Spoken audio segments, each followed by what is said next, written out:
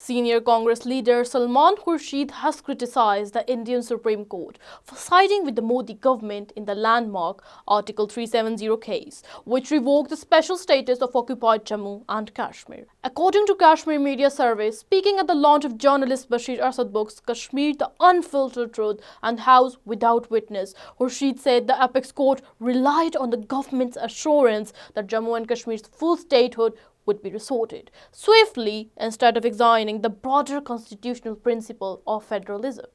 Federalism is something we perhaps lost out on when there was a chance for the SC to take up what was true test case of federalism, Khurshid said, highlighting India's strength in its diversity of language, culture and ways of life.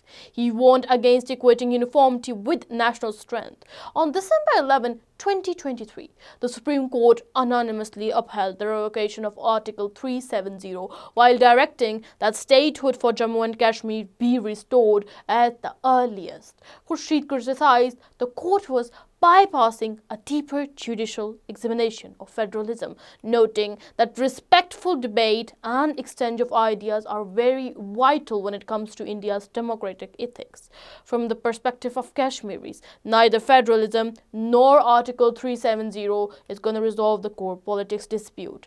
Jammu and Kashmir remain a disputed territory under international law, and its final status can only be determined through a free and fair plebiscite, as mandated by United Nations resolutions respecting the will and aspirations of the Kashmiri people.